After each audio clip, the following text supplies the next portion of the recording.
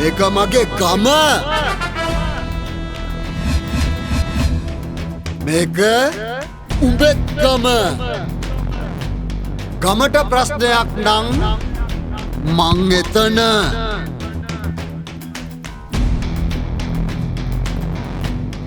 මට ප්‍රශ්නයක් නම්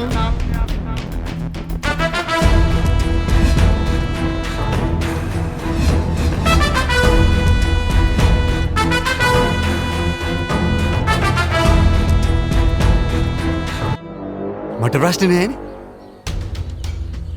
දැන් මොකද කට්ටිය දෙකට බෙදිලා? මේ පාරත් කුඹුරු කරන එක ලේසි වෙන්නේ නැහැ. එහෙමකෝ. මගේ හීය හාගන්න ට්‍රැක්ටරේ ඉල්ලලා කොයි කාලෙද?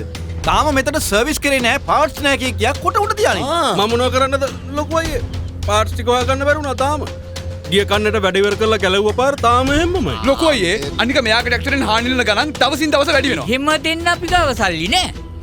අපේ තාත්තා මෙදා කන්නේ අදින්නෙත් බොහොම අමාරුවෙන් ලොකු අයියේ. මේ තියෙන ට්‍රැක්ටර් වල තෙල් බොනවා. ඔයිල් මාරු කරලා සර්විස් කරලා කුඹරට දැම්මම ඔය ගානට තමයි හාන්න පුළුවන්. ඉතින් අපි මොනවා කරන්නද ඒකට? ඔයනේ ට්‍රැක්ටර් හදන්නේ. අපිත් රැවටුණා. ගිය කන්නේ ගත්ත ට්‍රැක්ටරේ මේ කන්නේ වැඩ කරන්න බෑ. අනික මේ තියෙන මේ පරණ තායි ට්‍රැක්ටර් ලඩි. ගානකට දෙන්නත් බෑ කවුරු ගන්නෙ මේ හරි. මම මේ ප්‍රශ්න විසඳන්න.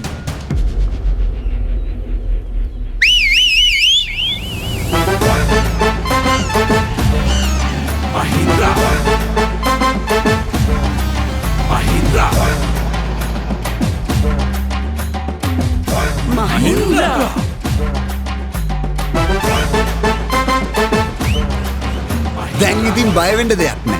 අවුරුදු 4ක් වග කියන ලංකාව පුරා ජෙනුවින් පාර්ට්ස් ඕන තරම් තියෙන නම්බර් 1 සර්විස් එකක් දෙන්න.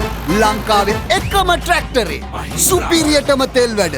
ආයේ විකුණද්දිත් හොඳ ගානකට දෙන්න පුළුවන්. ගත්ත දවසේ ඉඳන් අවුරුද්දක් යනකම් නඩත්තුවට 7-5ක්වත් යන්න. පොඩි ගානක් මුලින් දීලා බය නැතුව අත ගහන්න පුළුවන්. ඩිමෝගෙන් නම්බර් 1 මහින්ද්‍රා ට්‍රැක්ටරේ එක දැන් මහින්ද්‍රා ගමනය වෙලා තියෙන්නේ.